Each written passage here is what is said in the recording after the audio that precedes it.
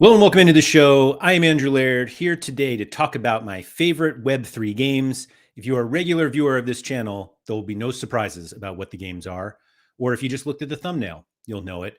Because they're games that I talk about all the time throughout the week, but I wanted to dive into them a little bit more about like why I like each one of them. Because there aren't that many people who play all three like I do. And I just felt like it was the right time to talk about each game. And if you have any questions about one that you don't play, or even questions about ones that you do, I'm happy to answer that. I just noticed that um, my background is a little weird now. Maybe not. Here we go. Maybe it's the same, but I still had it on or my green screen on. Maybe that changed a little bit. I don't know. Anyway, thanks everyone for coming in. We had a little podium race. Kev Hurd first in. Let's go. Mikey Baston, what's up? It's Friday. It's 5 p.m. GMT BST is over. My pants don't know whether they should be on or off. Oh, and it's Laird o'clock. And Barky McLovin on the podium. The irony of Barky on the podium. What a moment might frame it. As he was just saying, that work and everything was getting in the way of, I think it was in the way of MFL, and yet here you are on a live stream. God knows what time it is for you. Toby, what's up? Been a minute. I mean, on stream, not so much on on talking to you, because I talk to you almost every day. Behab, what's up? You're just almost made the podium. Hoodwink, what's up? Bullshoy Mike, tried a few different games, but ultimately returned to Sorare. Ron John, what's up? Mikey Baston, I did leave the shop. Yeah. Dobbsy, what's up? Kev Hurd, I play all three as well, though not very successfully. Actually, that was not very successfully, though. I wouldn't say that, Kev. I wouldn't say that. Meaning, I wouldn't say you were unsuccessful. But I also don't really know how well you do in the others. But it's funny because who was that just now who said Bolshoi Mike, like, tried different games and came back to Sorare. That's okay. Like, I totally get it. But also, you can play more than one game. There's more to life than just one game. And I'll get into that in a little bit. I know that most people here, both like subscribers of the channel and watchers of my videos, are mostly from Sorare. Like, obviously, Sorare data was the reason that I became kind of a content creator for Sorare. And actually, it's not entirely true, but mostly that's where my content was. And so most people know me from that. Some people from MFL, fewer from Football.Fun, only because it just recently launched. But there are very specific reasons why I like each of these platforms, and why I don't feel like one necessarily competes with the other. Maybe they do in terms of time and money, but it's not like I play one and say, like, because I play this one, I can't play another one.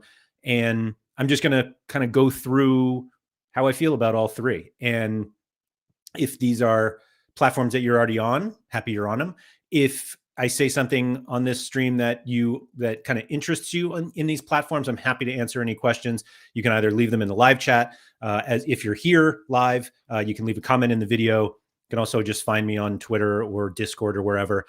There are links in the description of this video for all three platforms that I'm going to talk about. That's Sorare, MFL, and Football.Fun. They are like referral links or affiliate links. I do have content deals with Football.Fun and MFL. I am a Sorare affiliate, although I'm pretty sure I haven't signed anyone up for Sorare in about 3 years, but that is what it is. But yeah, so if you're interested in that, using those obviously benefit me as well. So let's get back here. Barky said, I'm up at 6 a.m. because wifey's off to the gym and I need to get outside for a cycle before it. Wow.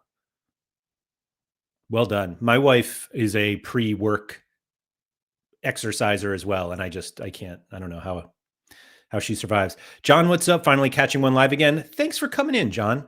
A week on holiday, time to get serious and get good at these games. Oh, and it's also Saturday. You're right, Barky. I forgot about, man, how about that? It's already Saturday. Anyway, Mike, the better Andrew has joined us. That's John Andrews, who's like so good he actually has multiple Andrews. If it's Saturday there, could you tell me if Daegu won? Alex, what's up? Catching the stream live for once? Not for once. You've been here before. Mike said, have you withdrawn from FDF yet? Technically, no.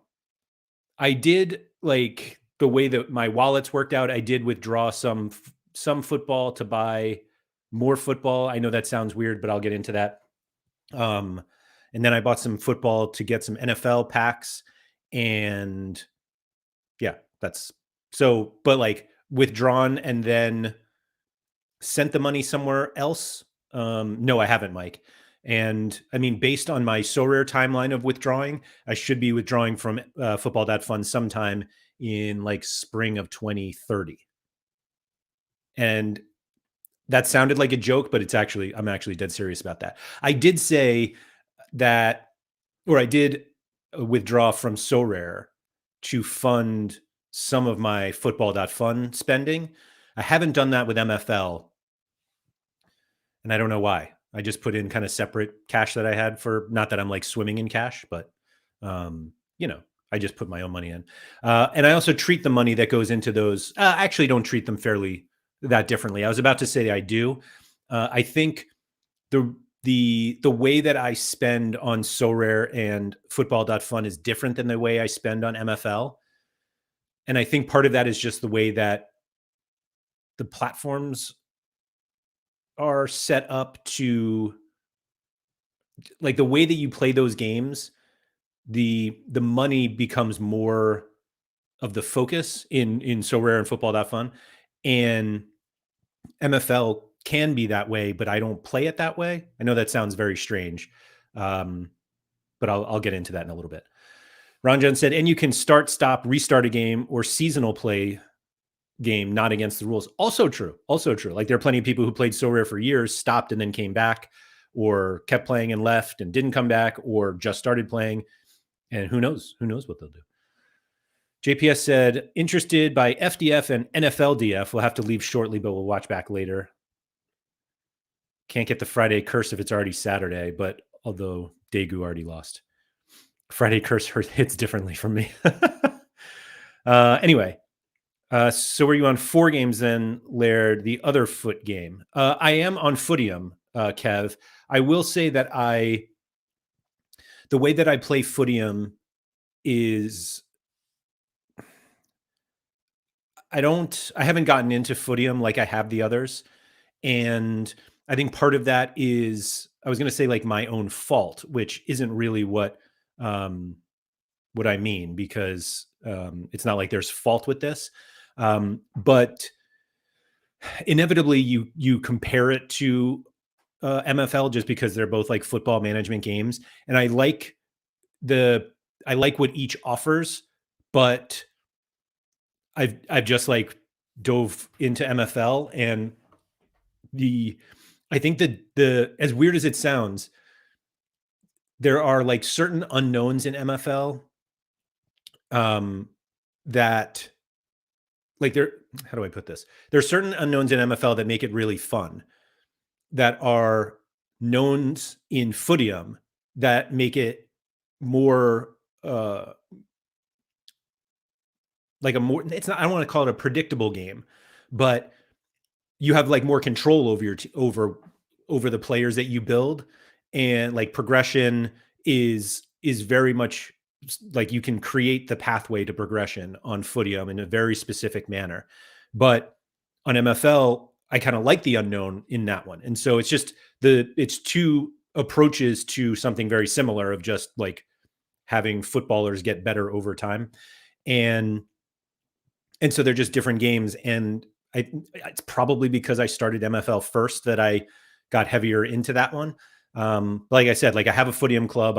I log in every day to do it, but there's, I don't know what is keeping me from like diving into Footium, because I think it's a good game. And I know like there are lots of people who enjoy it.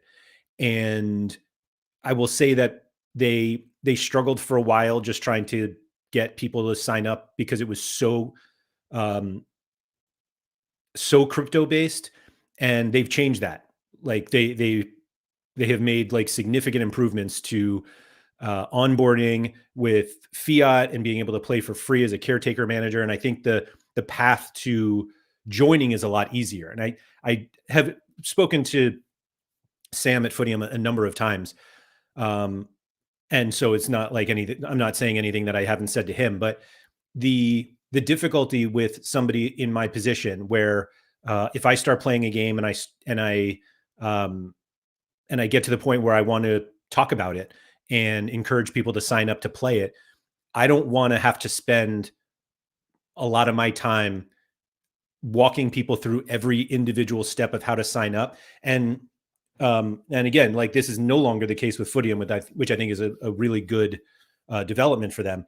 But previously, like I didn't know how to do anything, and I'm not like crypto native by any chance, by any like stretch of the imagination. Like I'm very downright uncomfortable when it comes to crypto, and it's gotten a little bit better for me. To be honest, like playing FDF has actually made it like I understand wallets and chains and that now. And previously, like Harry Trades is the one who got me into Footium. I think I'll give him credit for it, but it was like, okay, well, what do I do now? And he's like, all right, you have to like link this wallet, and then once you do that, you have to and it just like it just felt like there were a lot of steps, and each one was like through a wallet. And I feel like every time I do something with a crypto wallet, I'm like this close to just losing my entire net worth, even though I have very little of it in crypto. And so, but like once you get through it, you're just like, oh, that was actually pretty easy. But again, when you do content like I do, that I talk about these games that I play, obviously we're doing it right now, and I usually end up, well, not usually, but I end up working with the platforms in some sort of content agreement or affiliate agreement. And it's like, well, some of it has to be like signing people up. And if it takes me 4 times longer just to sign one person up, then if I don't have to go through all of that, then it's really difficult. And so I think Footium is at a significantly better spot now to onboard new people. And I think they had like a record number of caretaker managers this year, which is really encouraging for their growth. And so, yeah, it'll be interesting to see where they go. And I realized that I've actually never talked about like Footium and MFL together, and I can't imagine that they want me to do that. But here we are. In fact, I would almost argue that, or understand that all 3 of the games that I actively play and do content for don't want me talking about the other ones on the same stream. But this is my channel, and this is what I want to talk about. And I don't think it's going to be I don't know if it's going to be a problem. If it is, then like that, it is what it is. I'm not going to start changing my content because I happen to have a partner that doesn't like what I do. I think all of them have trusted that I can represent whatever their platform is well. And so that's why I'm kind of openly talking about all of them today, because I think it's important to understand that you can play more than one, and how they fit into the way that I play games, as weird as that sounds. And so, yeah, we'll see. Maybe we'll see. A little bit. Oh, sorry. No, just kidding. I was going to say somebody calling to tell me to stop talking, but anyway.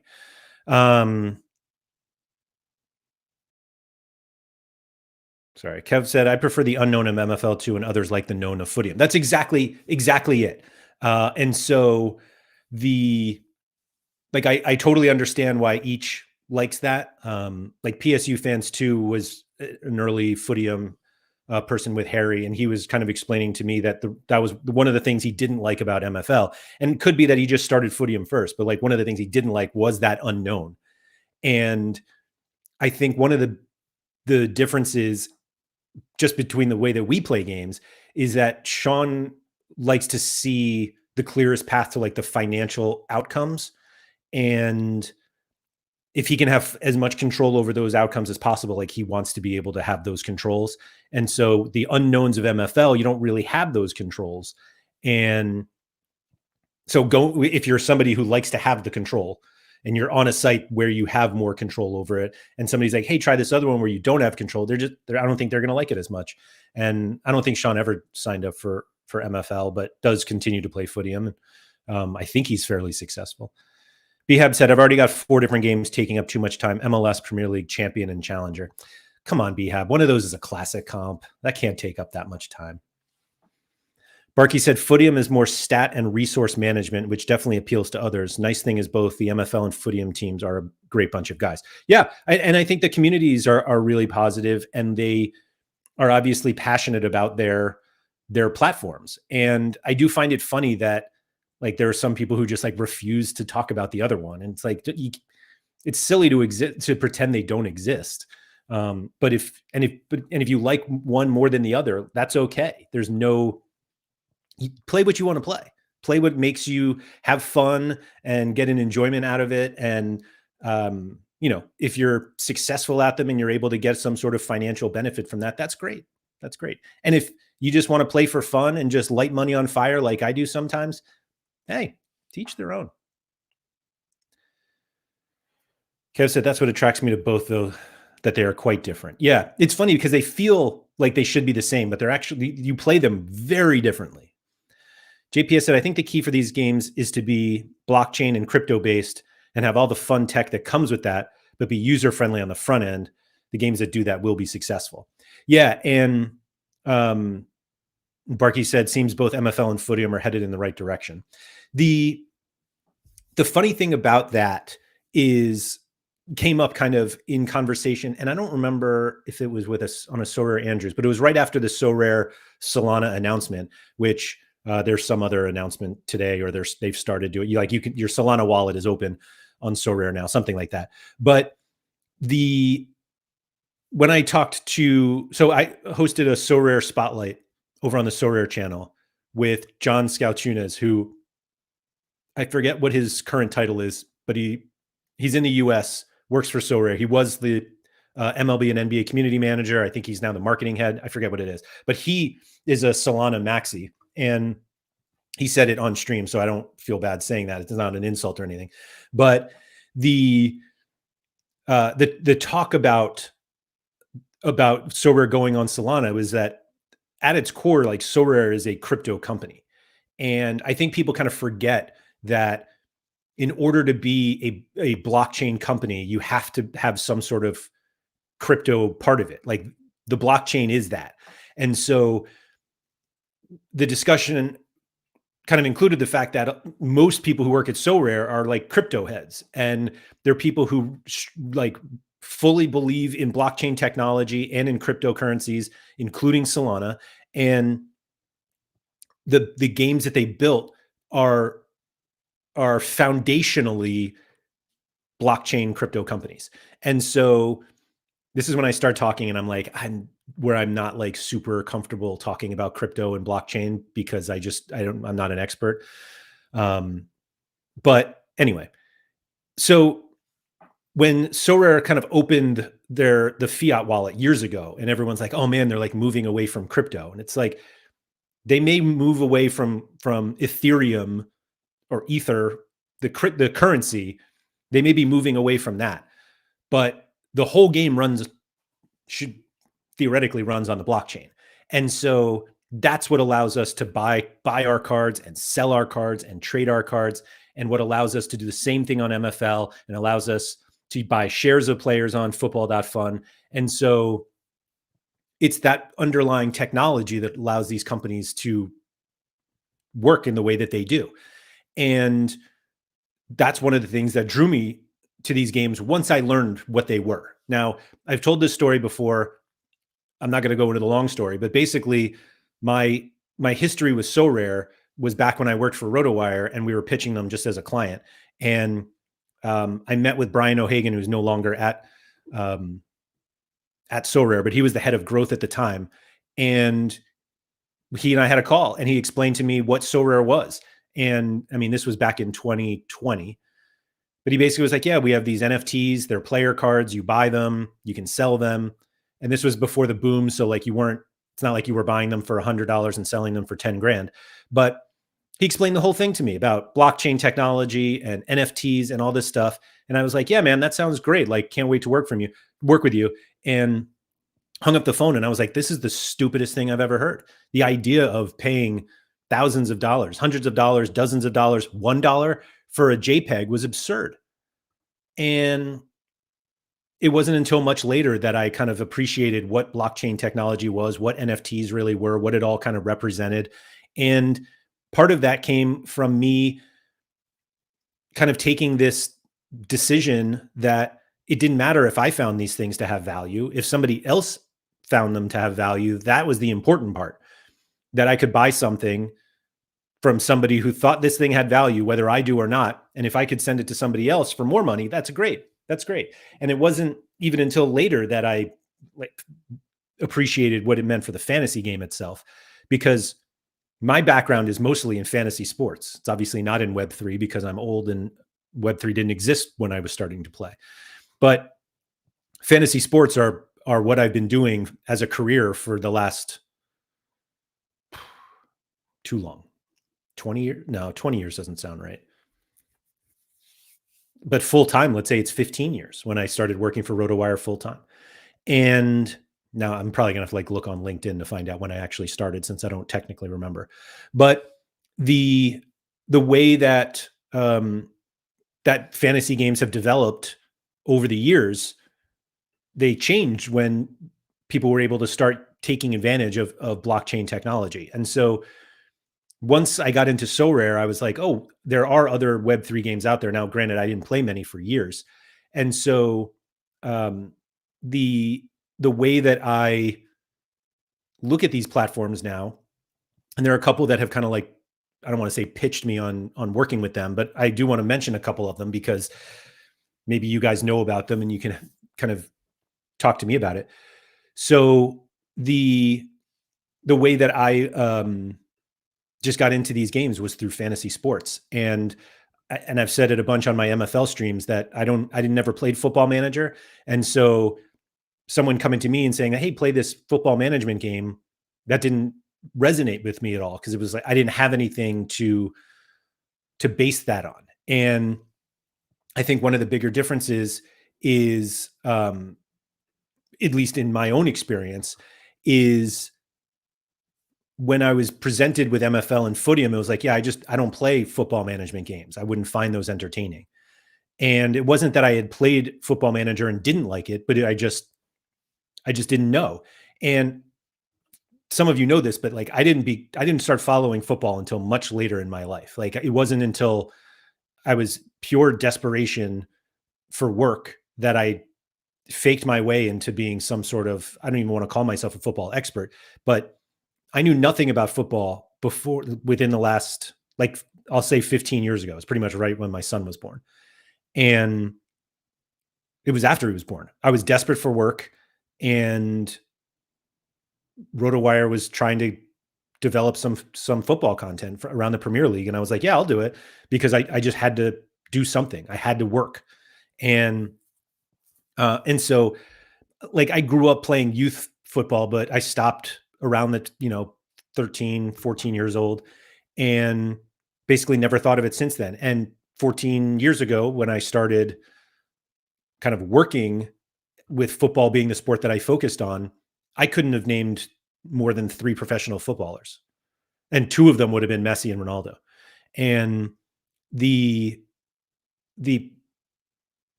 yeah, my whole life changed from that, like genuinely. But it wasn't until developing some sort of fantasy football, and that's fantasy soccer, sorry, which is what we called it for a while. Like that changed the whole trajectory of my career and my life. And so because of that, I was just, honestly looking back, playing Football Manager back then probably would have been exactly what I should have done. But I don't have like a foundation of tactics and formations. And like, yes, I've spent the last 15 years trying to learn as much football as possible, but like tactics were never a big thing for me. And so when I joined MFL, I was like, wow, I really have no idea what I'm doing. And I loved the challenge of figuring it out. And so um, the way that I play these games a lot is just like I'm trying to learn still as much as I can. Sorry, I just like spoke for a long time and have been ignoring the chat, so my apologies for that.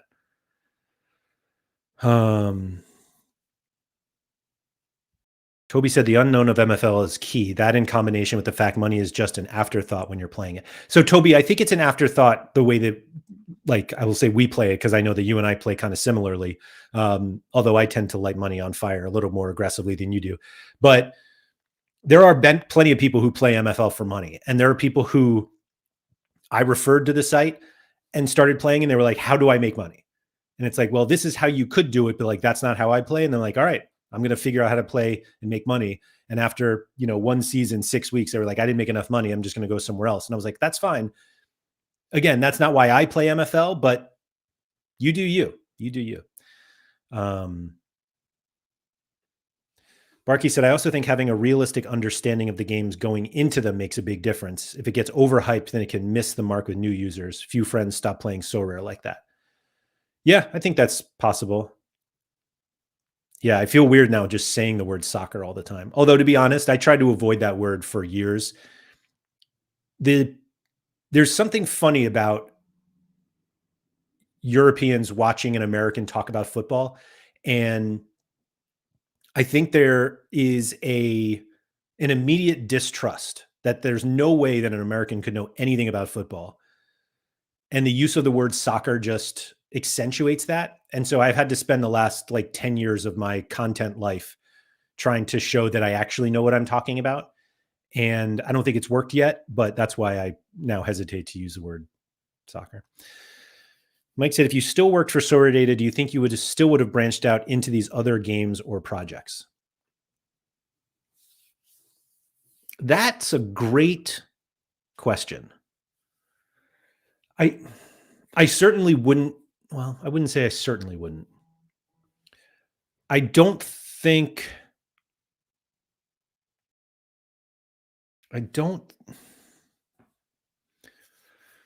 know, Mike. I actually don't know. I will say that like Sorare Data, I don't know.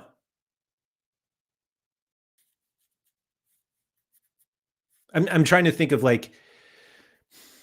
if I had started playing MFL and let's say Sorare Data is still around, whether I would have started making MFL content about it. But I don't know. I wouldn't be surprised if Sorare Data were still around, if we would have made an FDF data as well. But I don't know. That's there are a lot of ifs. Yeah, there are a lot of ifs of that. Would be much better if they would just rename it to American Handball. But then you still have the handball problem. You're still calling it American something. I think I think Adam over at FDF calls it egg ball. I don't think people are going to use that because rugby is also kind of an egg ball.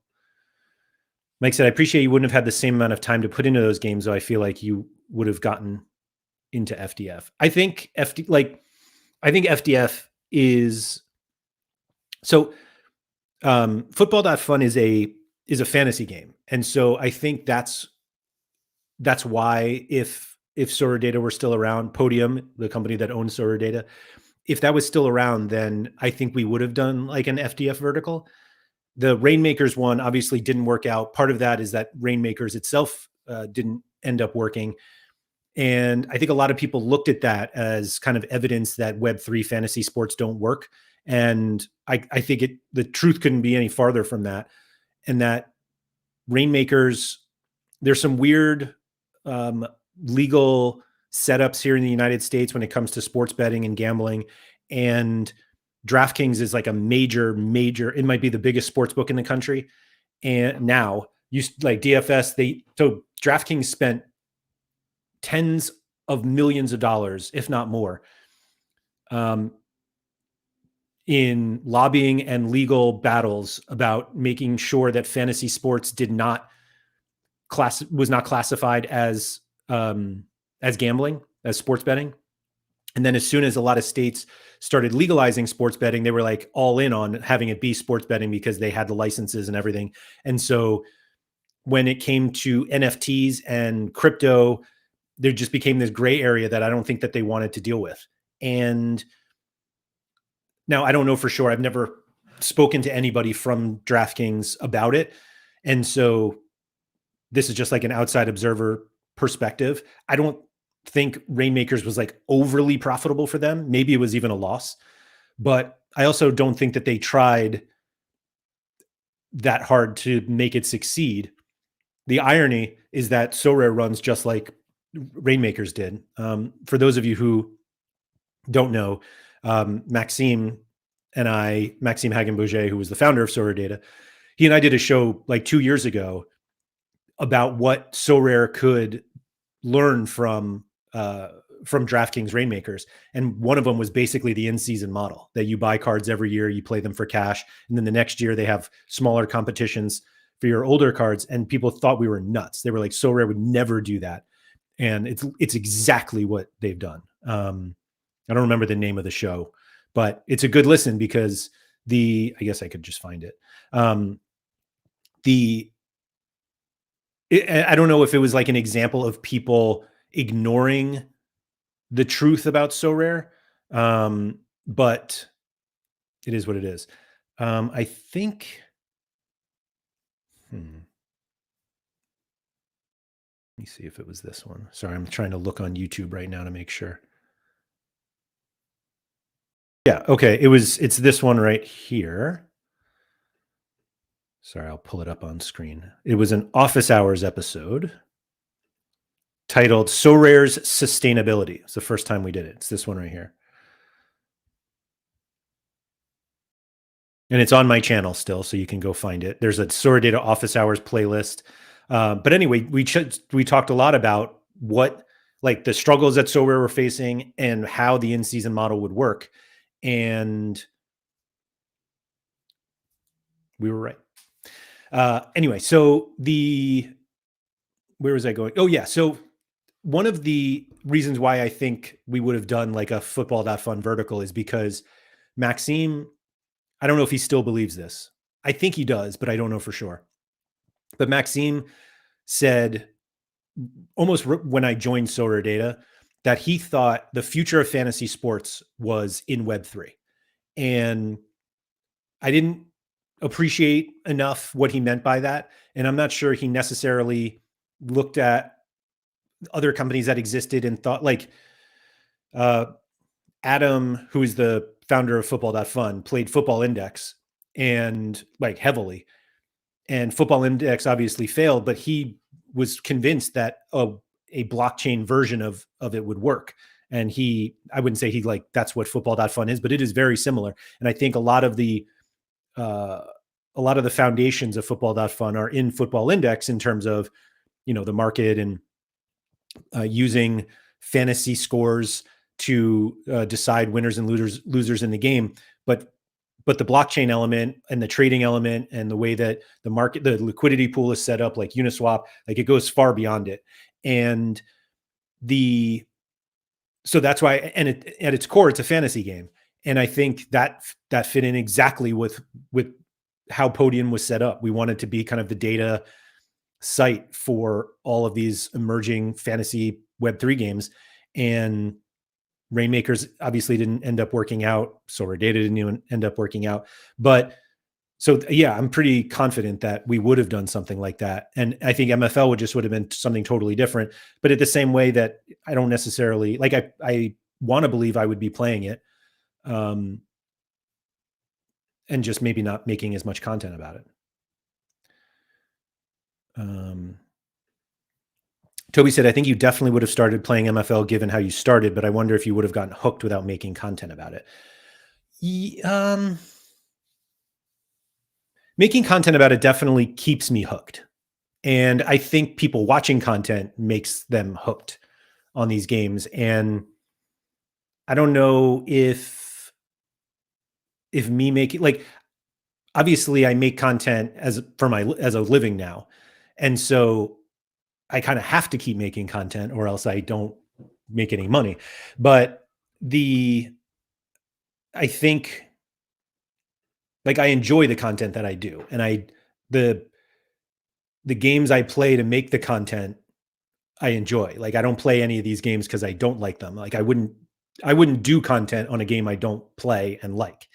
And while I'm certainly happy to talk to people about their new games, um, I'm not going to just start creating content for a site because they're like, hey, um, we know you don't play this game and it's not, you may not like it, but we'll pay you whatever money and we'll do it. Like I haven't had that. Well, I don't want to say I haven't been presented with that, but I think the reason why people are okay with listening to me talk about games that I'm telling them that they may enjoy is because I enjoy them. And I try to be as honest as I can about that. Hey Eagle said, I'm really surprised golf hasn't come to Sorare. There was an article that they won the rights, then it went to Rainmakers. Maybe all those former Rainmaker licenses are off limits for a while. Yeah, there was like a Sorare golf, like a Sorare PGA article once. Rainmakers had golf and UFC. And again, I think I know a couple people that played them that really liked those games, but in the end, I think DraftKings made more of a business and a legal decision than anything else. Are you still in discussion with that tennis game? I am not, Mike. And I wouldn't say that it was even much of a discussion. They had reached out to me about my interest. And my problem is that I'm so far removed from tennis these days. Now, I used to love tennis. And like I played through high school. There was a possibility I could have played in college. And I followed tennis passionately for a long time. And just over the years, I stopped. And I'm not sure I could name 5 current players. And that's after going to the US Open final 2 years ago or last year, not this year's final, like the 2024 final. I went to that final with Yannick Sinner as the number 1 player in the world. I actually think I just saw he's number 1 again. And I had never heard of him. He was the number 1 player in the world. And I was just like, yeah, that's how far removed I am from tennis. And somebody has been tweeting at me about a new Web3 golf game called, let me see if I can find it. If anybody has played this, let me know. Here we go. You need to get you on. That's what it was. Oh, no, man. Where is it? Did I lose it? Oh, here it is. Puttfolio. Puttfolio is the name of this. I assume it's Web3. Legendary, epic, rare. XP. I mean, it's got everything that we all know, right? But I still haven't even clicked into the site. Let's see what it looks like. I don't even know what Immutable is. Powered by, I don't even know what this says. Some sort of lab. Kev said, I love golf, but don't think a Web3 golf game would move the needle for me. That's a good name. I'll give them that. Yeah, it is a pretty good name. So it's stuff like that. Like I wouldn't even say that I follow golf. I probably follow golf more than tennis. Like if it's the US Open or the Masters, I'll put those on sometimes. My son really wanted to get into golf. I used to play golf kind of very lightly, but I played like every week, once a week for 6 months or something like that. And that was the most I ever got into. Great game.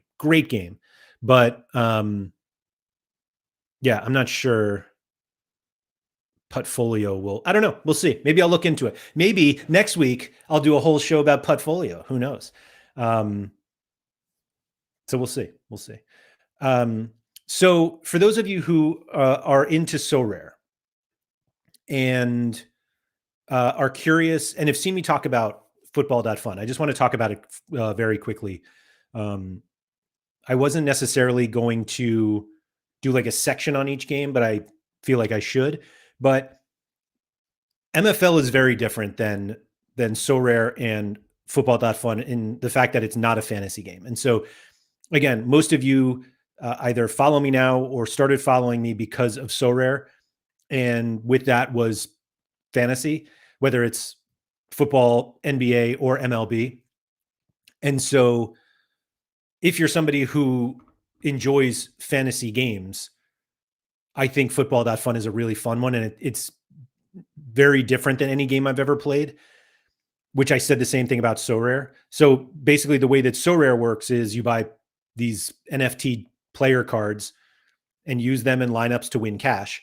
And on Football.Fun, it's more like a stock market trading game where you buy shares of players, and based on the number of shares you own, you win a certain percentage if your players perform well. And you win basically these things called tournament points, and you turn the tournament points into packs, and then the packs have shares in them, and then the shares you can sell or keep if you want. That was like the 17 steps, which sounded very long, but I promise it's not. But basically, they have 140 players in the game right now. So you don't have to know every single player on the face of the earth like it feels like we do with Sorare, or at least you used to. But it kind of looks like this. I'm actually going to go back to the midweek. I'll go to last weekend just because there's more going on. But so there are 140 players in the game. You buy shares of any or all of the 140 players, although only your top only 75 holdings count now. But so there's a robust scoring system that if you play Sorare, you got to be pretty familiar with. But basically, it's fouls won, tackles, all of the good stuff that we all know and love. Passes in the opponent's half, big chances created and missed, and whatever. If you're really interested in it, if you just go to Football.Fun, and then down here, there's a wiki for it with all of the rules. But I would change it from being, I would basically explain the scoring matrix as just that. There's a matrix. It's similar to Sorare, but it's not the same, but it does have those deeper stats. So if you're somebody who's like, I don't like FPL because it's just goals and assists, this is a lot more. And I know FPL's got a bunch of other stuff in it now, but we'll just pretend it's really basic. So basically what happens is you win if you own shares of a player that finishes in the top 5 of their position each tournament. Now that's for forwards, midfielders, and defenders. Goalies, it's only 3 because there aren't that many of them. So Anthony was the highest scoring forward last weekend. He had an assist. He had 2 goals. Goals are 50 points each. And so he was the highest scoring player. And so if you are first within the top 5, you get a certain percentage of the total prize pool. And then, so Anthony wins a ton of these tournament points, and then you get a certain percentage of those tournament points based on how many shares you own. And it's basically that simple. And then I'll show you guys here. So once you, do I have enough for, no, I don't. So once you get your tournament points, again, those are based on how much you win. You can open these packs, and each pack has a certain number of shares per player. And so they have these pro packs, which are 125 tournament points. I right now have 493. I spent 5,000 earlier this morning. There's an epic pack, which is 500, and you get right now between 106 and 159 shares each. And then the legendary, it's all bigger. And so you can sit there and be like, well, so you get all of these shares. What do the shares cost? And right now, Kylian Mbappe is the most expensive player on a per share basis, and he's 19.5 cents per share. And then it just goes down from there. There's Yamal, there's Haaland, there's Kane. Now, I will address the elephant in the room here, because if you're somebody who is familiar with Football.Fun, it's probably because you saw this wave of screenshots of people becoming overnight millionaires, which wasn't true, early on. And the way that basically occurred was because when they released the game, they did it with these founders packs, and then they had these player releases, and it was all just to get the players onto the market.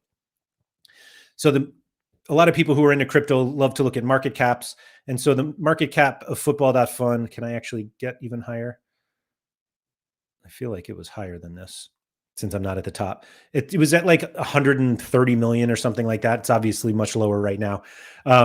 But the way that I would describe it is right now is that the market is settled. And I was given a hard time yesterday because I used the word the market was stabilizing. And I did that after it like went down a little bit yesterday, or it went down recently because people, excuse me, were selling shares of football to get into NFL. But compared to like this volatility, I was like, this looks pretty stabilizing. But now that the prices are not moving like that, I think it's a great time to come into Football.Fun if you're looking for a new game to play. And so again, you come in, you buy your shares of Mbappe if you want. You can put in just how much you want, and it'll give you the number of shares. So if you just want $100 worth of shares, you'll get 496 shares. And then when Mbappe scores really well, you get a percentage of the prize pool. It's as simple as that. And obviously, the way that Football.Fun works, it's an open marketplace. And so if you buy shares of players, they could go up, they could go down. But the big difference between Football.Fun and a lot of other games, and this is kind of the big difference with Sorare, is that all of the shares are held by a liquidity pool. And so you don't need and when you sell shares, you sell them into the liquidity pool. You don't sell to a specific other person. So it's not like you have to wait for somebody to say, this is what I will pay you for this. There is always going to be an underlying price that's based on the number of outstanding shares. There's a whole bunch of math to it. And it's enough maths that I just didn't care about it. But the benefit is that if you want to sell, there's always a buyer. And so you may not always get the highest price, but there's always a way to sell. And there's almost, at this point, there is always a way to buy. And so if you get in and start buying shares, then you immediately start competing in these tournaments. And the nicest thing about it from a time perspective is you don't set lineups. As long as you own shares of a player who finishes in the top 5, you will win. Now, they do have these things called like contracts that you have to like keep adding to. It looks like I have to add Mbappe. And so you do have to this is where you have to pay to do this. So based on the number of shares, to get 7 more matches out of Mbappe, I have to pay $5, $4.95, which I'll do. The idea is that if you win and sell shares, then you have a balance in order to continue to extend these contracts. So there is some active development, but there are no lineups that you have to set every game week. And that's really the biggest thing for me, that you don't have to worry about DNPs. If a player doesn't play, obviously that means they're not going to be part of your squad for, they're not going to be competing for rewards, but it's also not detrimental in respect of now that's one fewer game of utility for this season that I have to win by. You own these shares until you sell them. And like I said, it's just a great way to be able to build a portfolio of your favorite players. And that's what I really liked about it, is because it only has 140 players right now. Like Ollie Watkins, who a lot of people like, is one of the worst players on the platform. So is Joe Bellingham. And even they can, compete for a top 5 spot. I don't think Watkins has gotten there yet, to be honest. Let's see. Oh, he did. So he did hit the top 5. And so there were 21,000-ish tournament points distributed based on his 5th place finish. And so if you owned some shares of Ollie Watkins, you would get a share of that 21,000 reward pool and then be able to use those in packs. It's a pretty simple game. You can play for as little as or as much as you want. Obviously, the more shares you own of a player, the more tournament points you win, then the more packs you can open. It's kind of like that. But just because I own a certain number of shares and you own a number of shares, it's not necessarily detrimental. We both win. And one of my favorite things about Football.Fun as a platform, and particularly just talking to Adam, who is the founder, and I've done a couple of shows with him, that if you're interested, there's a Football.Fun with Laird channel that you can watch and catch up on it. But his whole thing is making sure that the game is always going to be fun and rewarding for people. And you can't make it over rewarding that, the rewards aren't worth anything, but they're adamant about making this like a sticky platform that you're going to want to keep playing. And so far, it's exactly how I feel about it. And so again, if you're interested in Football.Fun, there are a whole bunch of things that they do kind of to keep you interested. One of them is just, you'll get depending on how many people, depending on how many people join, like they'll do they refund some of the fees that you pay when you buy and sell shares. They actually had reduced them already from 5 to 3. And so they're just all these kind of peripheral benefits. They just launched an NFL product. They're going to launch an NBA product. And if you're active in those, then you're going to get some kind of beneficial treatment for the launch of NBA and all of the future games. And I did a show last week, I think, with AJ, who some of you may know from Sorare, A.J. He is the CFO now of Football.Fun, but he was saying that he's really interested in individual sports on Sport.Fun is what it's called. That's the umbrella company. And so he's like, we're going to have golf. We're going to have F1. We're going to have tennis. And like at some point they will develop those. But the way that the market works is, that can work for any sort of sport as long as there are enough athletes to do it. And so I think this is the beginning of like what could become an absolute juggernaut of a platform. And that's not me saying like, join now because you're early. Like, don't worry about that. I think it's a very fun platform. I focus mostly on the football product. NFL hasn't even launched yet, but I bought some NFL packs and I don't expect to be active in NFL at all. I barely follow the NFL at this point, which is ironic since my start into fantasy sports was solely NFL. But I think it's a great time to start playing that on that platform. So again, there's a link in the description if you're interested. Obviously, you signing up with my link, I don't even remember what the benefits are for either of us. But I know it helps me, so I would appreciate it if you sign up, if you could use that link. I'm not going to get into Sorare as a platform because most of you know what it is and play it. And so I don't think it's necessary to talk about it as a platform. Obviously, I'm passionate about Sorare because I have an entire channel dedicated to it. And most of my Patreon is dedicated to it. And so I keep doing it. And so obviously, if you're watching here and don't play Sorare, because there are a couple of you in the chat that I know, like I know from MFL. And so maybe you don't care about fantasy sports and like, hey, that's cool. But if you're interested in Sorare, I'd certainly be happy to help you get on. But MFL, I'm sorry, Mike had a question here. So did they change from packs only being available at launch? If so, how far in did this change? So Mike, there were the founders packs, which is how they started getting the players kind of on the platform. But rewards are like different packs. They're like founders packs and reward packs. They're not going to do founders packs at all anymore for football. But they'll like the reward packs are how we get rewarded. So those are still there. And then for MFL, it's funny because there were a couple people I know who, like I said before, saw MFL during basically when I started doing content about it and were interested in the platform, but were interested in the, how do I make money on it? And can you make money on it?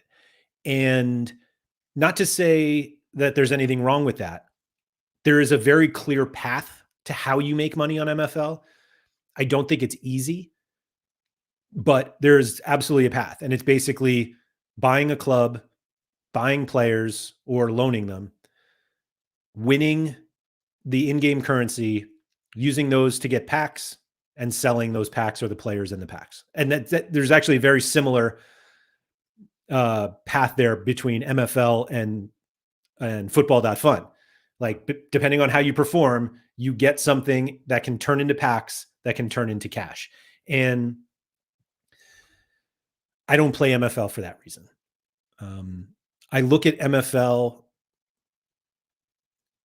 I was about to say I look at it as a game, as if Sorare and Football.Fun are not games. But the biggest difference for me, and it's it's why I love MFL, is how much money you make is not how you keep score. And that's why it's like a nice break from the other two. The success that you have on Sorare is, did I make more money than I spent? And on Football.Fun, it's somewhat similar. Are my shares worth more than what I spent? And your share value, like even if the shares go down and you win more, then it's like, basically, is my portfolio worth more now than when I started? And in MFL, I don't think about it at all. And I started out with one club on MFL and and played one season with it and liked it so much that I now have 7 clubs. And I'm fairly certain I'm going into next season with 8 or 9. And I don't know how much I've spent on the game. I didn't track it at all. I could absolutely go back and look, but I don't play MFL to make money. And I know that sounds very strange after I went through the whole thing about like why Web3 is so important and allows us to make money, but it's just not the way that I play MFL. And Toby said, I think the path to making money in MFL is easy. It's just very long. And what's interesting about it, Toby, is it's not that long. It just feels long because the seasons break up the time. So I was thinking about this the other day. Mike said, what, no MFL spreadsheet? Mike, there is definitely an MFL spreadsheet, but it does not have any prices on it. Oh, that's not true. That's not true. I just started tracking some prices because of this new project I'm working on. But and Ron John said you can also buy a player, they progress and sell them. I haven't figured out how to sell. Yeah, that's another thing. And that's actually more of a similarity to Sorare and MFL, and Sorare and Football.Fun, that, oh, I found this player, he gets better. In MFL, it means he's better in the game, as opposed to, but it's kind of the equivalent of, oh, I bought this young player on Sorare and now he's playing and he's worth more and I sell him. It's the same concept.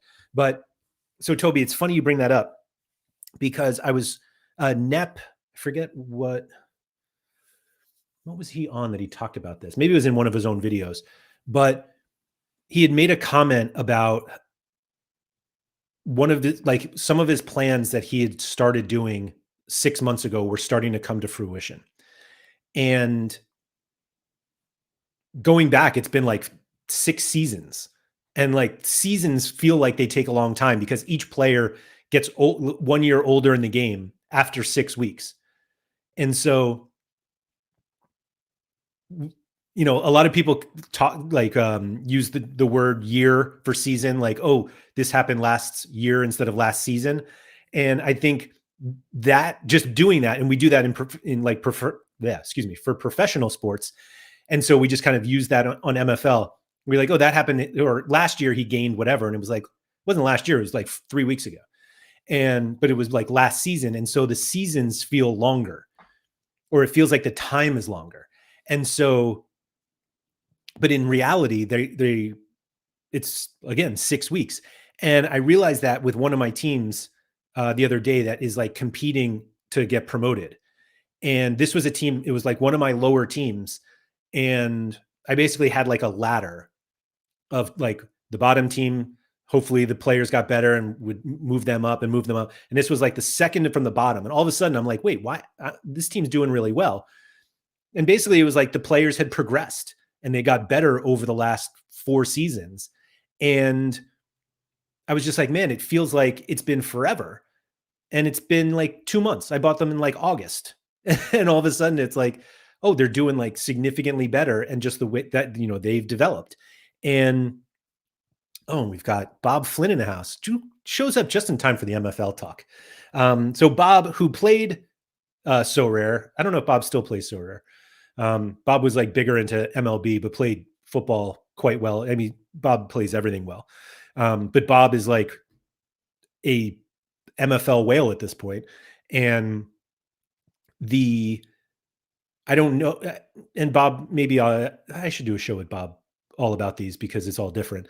Um, but the the way that like it sounds so weird to keep saying this, but I literally put money into MFL and just there's never a thought of getting it back. Now that doesn't mean I'm just like overspending on all these things and it doesn't matter and all of this stuff. I'm trying to play the game somewhat sustainably, but I also believe that I'm early enough in playing. Now again, I've been playing MFL since like March. I don't know if I can see exactly when I joined. Is this, I don't think so. But my first referral was March 24th. So yeah, I must have started sometime in March. And the where was I going with that? Started in March, money I put in, whatever. Anyway, so I started, oh, that's what it, so again, it's been 8 months ish that I've been playing. And I feel like I'm still at the point where I'm building in order to eventually start recouping.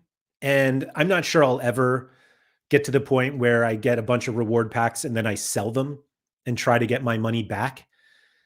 But I do feel like right now I'm still in the building phase of my agency. That's what they call like your club and players on MFL, because you own clubs, you own players, they're in your agency. Gallery is equivalent to the gallery in Sorare.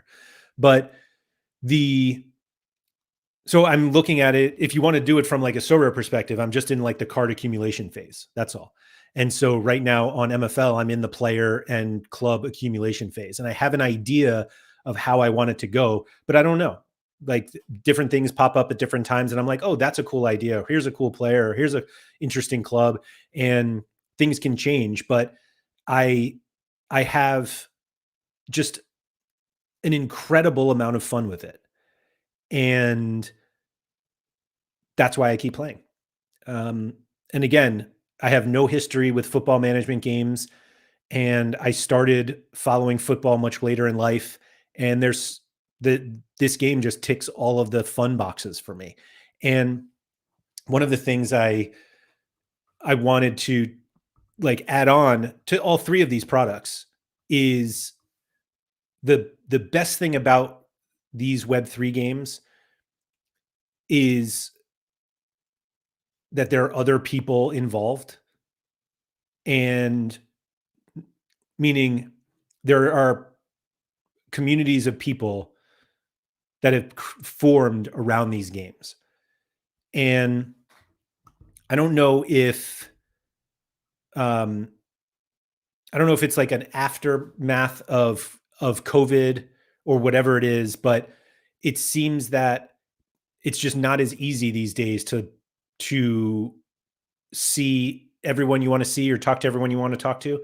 I feel that in like my own life, like there are friends that I wish I could see more often, and some just live in different places, and it's just hard to do that. I have 3 kids, and um, we're just busy. And so the cool thing about these games is these communities have formed around them of people who want to talk about the games and help each other out, and it's become a big social thing. And there are people who, it's funny, I always struggle to not describe, but what word to use for people that I know through these platforms. Now, like Bob's an interesting one because I've met Bob. Bob and I have hung out before, and Bob's met my son. And but Bob is one of very few people that I've hung out with in person uh, through these platforms. And that bit is kind of weird to me that um, there are people that I consider friends, and it's weird to say that you are friends with people that you have never actually physically been together with. And I think what's great about the Wesley said the real blockchain is the friends you make along the way. So I think the friends you make along the way are really important. genuinely. And that's why I like these platforms, because they create these communities that become very friendly with, you can become friends with these people, even though you've never hung out with them before. And so, um, I was talking to somebody the other day, and I don't even remember who of my internet friends I was referring to, but I was like, "Oh yeah, a friend of mine did this," and they were like, "Oh, how do you know them?" And it was like, "Shit, met them in Discord. What's Discord?" And I'm like, "Oh man," um, which kind of like goes back to the story when I started working at Sorare Data, that I literally took a full time job in a brand new company run by some 27 or 28-year-old French guy that I had only communicated with on Discord. Oh, that's not true. I think we had streamed together before. So I had actually seen him, seen Maxime. But the the friends along the way, like, people make a joke about it, but there are absolutely people who have made friends along the way who have become very important people in their lives. And I don't want to discount that. I think it's really important. And it it goes along with my make sure you get outside. Like, we have to remember that there is an outside world out there, but the great thing about these Web3 platforms, and Football.Fun is fairly new, and there's like a crypto community that's become part of it that I just was like never part of. But the Sorare one was always, at least the people that I originally spoke with on Sorare were like fantasy sports people. And so, like, I knew of Sean, PSU fans too. I knew of Gator Guy, um, before Sorare. In fact, I think I referred both of them, but like I didn't really talk to them that much. In fact, Keith and I worked for like competing companies, but I consider them like good friends of mine now. I have actually met them in person. Um, and but it's because of these platforms, that it's because of Sorare that we became very good friends. And I find that I'm now becoming friends with people on MFL, like through MFL. And the um the way that we all communicate is through, at least originally, through these platforms, and then it just expands. And that's kind of like why I ended up like rebranding to the Laird. Can I point there? There we go. To the Laird Social Club, which is my Patreon. If anybody hasn't joined that, you're more than welcome to. In fact, I would encourage you to. The link to that, I think, is in the description of this video. Andrew M. Laird, or patreon.com/Andrew M. Laird. But because we end up, and I said this on the stream that when I announced the Laird Social Club, but these platforms basically brought us all together, but then inevitably we start talking about other things in life. And I think that social aspect is really, really important. Cameron said an MFL, Sorare, et cetera stream all in one. Brilliant. Loving MFL. I think MFL and Sorare could learn so much from each other. Yeah. I think, I think there's not as much crossover between the two. But that doesn't mean that they can't learn from each other. But genuinely, like, I don't think you can underestimate the social aspect of these games. And even if they're internet social, um,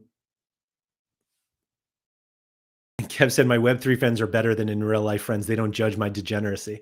I mean, but honestly, Kev, they probably don't even know about it. Like, my friends don't know that how much of a degen I was with that stupid Hallow Wheel on Sorare, or my IRL friends. I would argue my real friends, the ones that I knew on Sorare, sure as hell knew how stupid I was, because you guys all watched it. Amazing what we can talk about when Black's not distracting us. But yeah, so I think it's and Kev, like, you're in those communities, like, how similar and dissimilar they are. But ultimately, I assume they're overwhelmingly positive for you.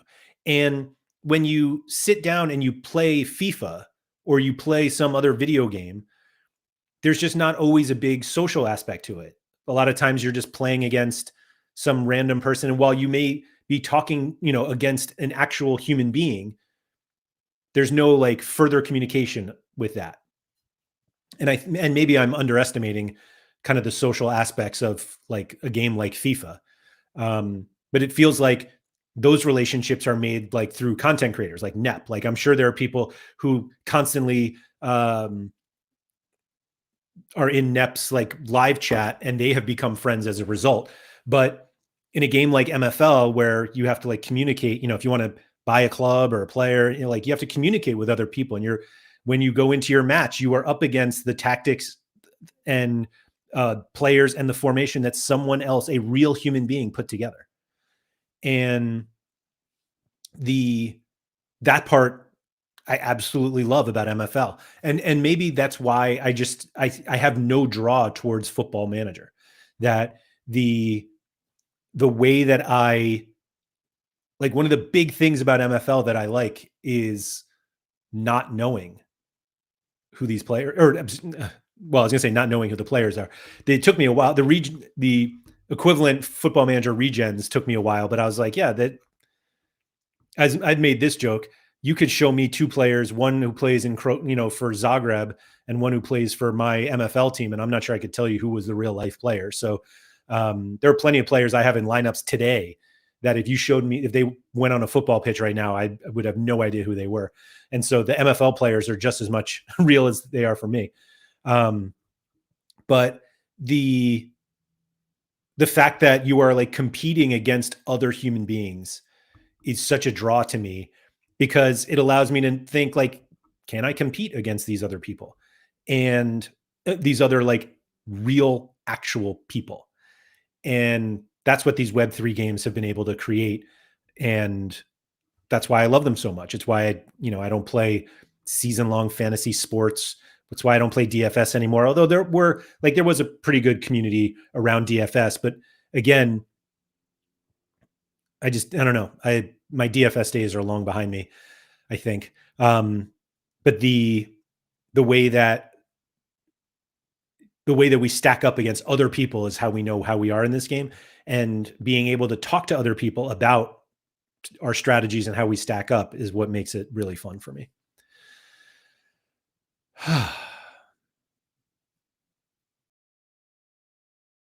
Anyway, telling people at work how much I spent on cards is always fun to see the shock. Yeah, that's what I don't even talk about. You will perform better when you talk to other users and collectively share information. People who don't communicate are at a disadvantage. I think that's right. And that's why the Discords are so important. And there was a comment, it might have been in Jimbo's MFL live stream yesterday. I think it was yesterday. And I think it was Ranjan who actually said it, that now I don't consider myself, I'm certainly not like an MFL OG, but the MFL Discord was like where everyone hung out for a long time. And then these kind of like separate communities, and I'm as guilty of it. Laird Social Club's a reason, because there are people who I know that like will talk about MFL in my Discord, and then which means they're not in the MFL Discord, or they're not in the When Dirk Discord, or they're not in the Ramble Discord. And so the conversations kind of get a little scattered.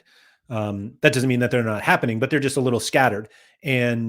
But being able to join a game and have a Discord there where there are other people who go in and talk about it and whatnot is just really positive. And I know Holty, I don't know if Holty's will listen to this at one point, but I think he's missing out big time by not being on Discord. Let's see. For sure, Laird, these communities are the best bits. Yeah. Yeah. Cameron said, I don't play Sorare anymore, but I'm still active in all the Discord, and that speaks volumes. Mm-hmm. I only talk about it because they see me playing it all the time. I lie significantly when people ask me how much I spent, and they are still shocked.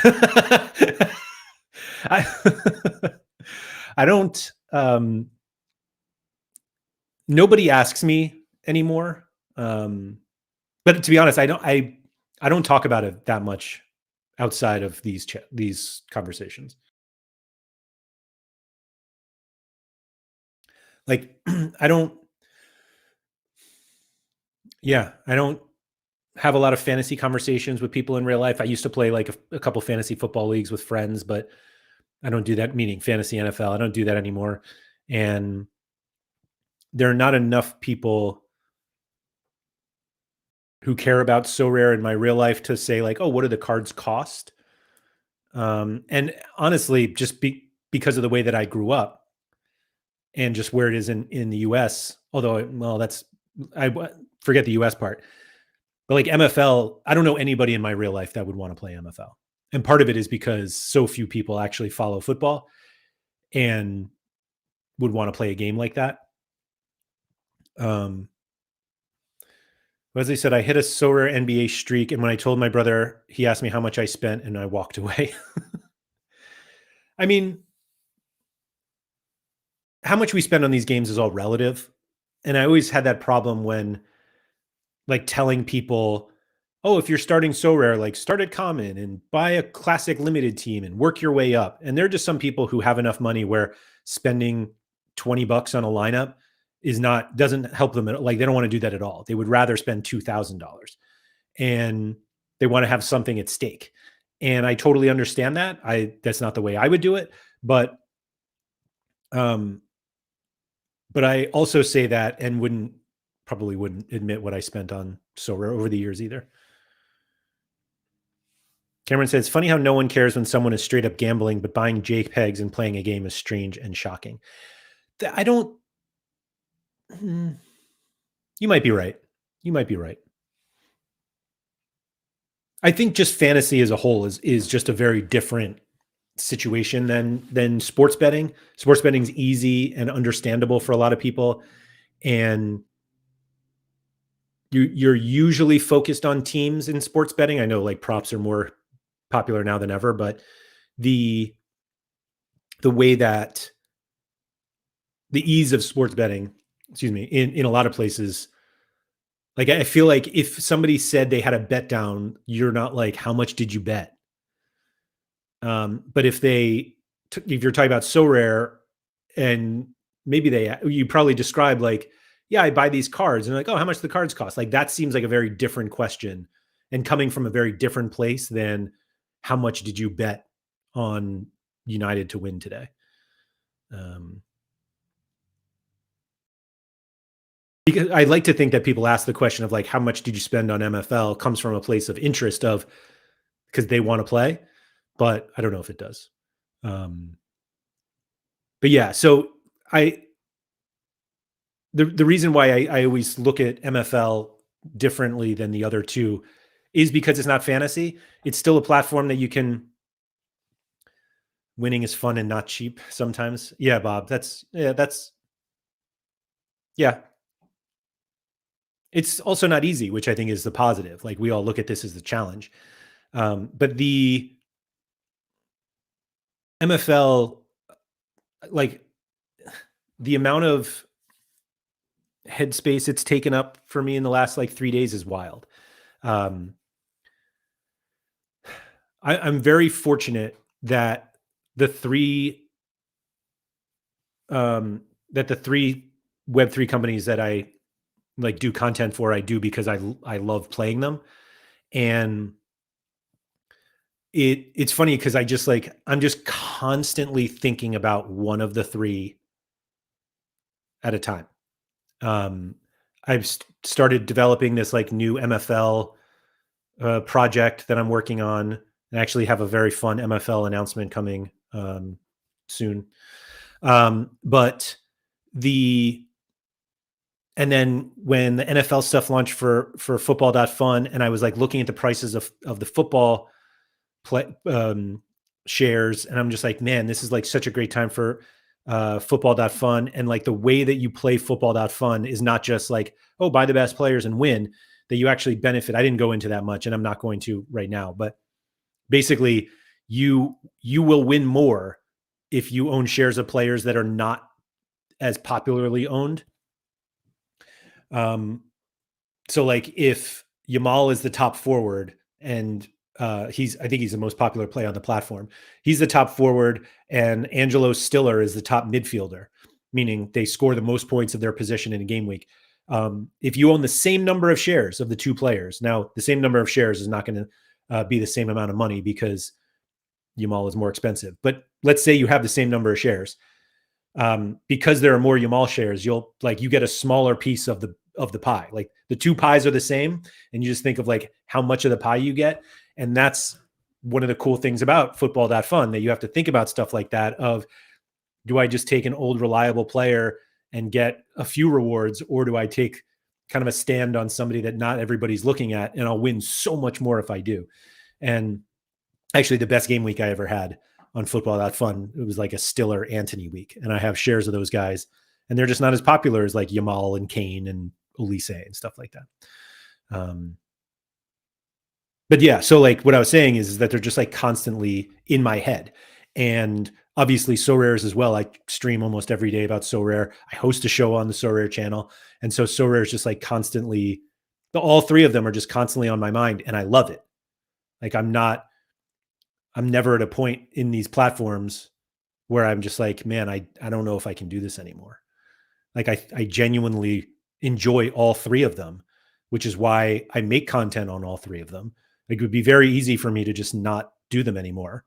I'd probably have to find a real job or something crazy like that. But being able, I feel, I want to believe that the content I make on any of the three is making other people's experiences better. And while that's not like the primary reason I do the content, it's a reason. And that's what gets me to do it every single day, to continue to make content, to continue to play the games so that I know what to make content about. And whether it's, here are mistakes I made, or here's what I'm doing lately, here's what worked, here's my new idea. And I just genuinely love playing these platforms and talking about it. And so obviously thank you for watching it and supporting it however you do, because if nobody watches, then it's not as fun of an experience. I don't get to share this experience with other people. And the best thing about the Web3 experience is being able to share it with others, other real human beings, and make friends along the way. I feel like I've been talking a lot today, which is weird. I mean, obviously I am. It's a solo live stream. Does Mrs. Laird know you think more about these games than her and your kids? So I like to think that I'm with them more, and like while I'm with them, busted, Mike, busted.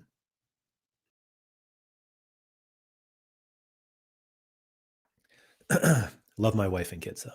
Don't worry. I do kind of enjoy talking about it with my son because he's a football nut. And so,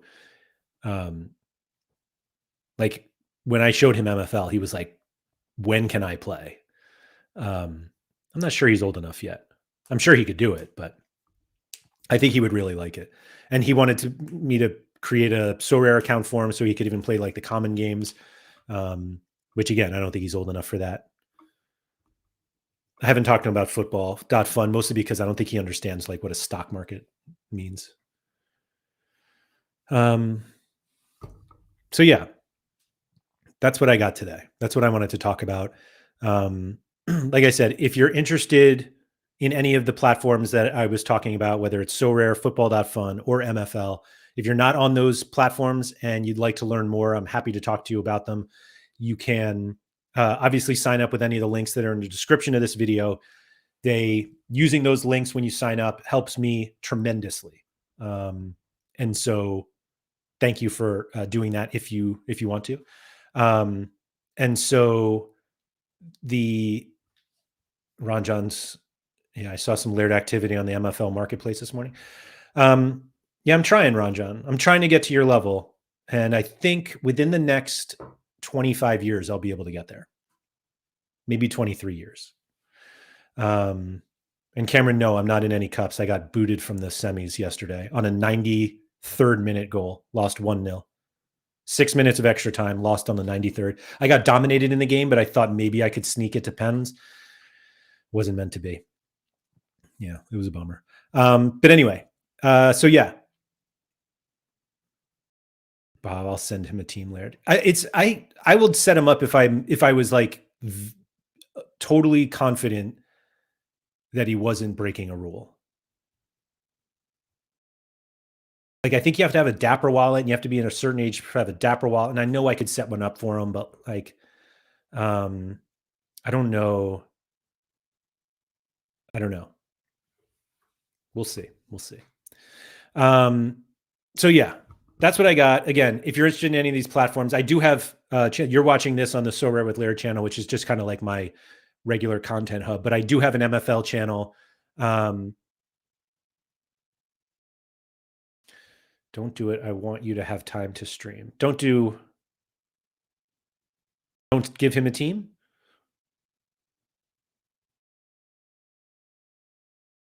Oh, don't do what you do. I gotcha. Don't worry, Ron John. I like talking about MFL too much. That's so my big problem. I realized I was just ending. Honestly, my biggest problem with MFL, content wise, is I have all of these ideas. I have like a whole list of like videos I want to do, and they're just like very specific times that I have to do them, and meaning like in the season or whatever it is. And if I miss the time because I'm either doing something else or whatever, then it just doesn't quite work.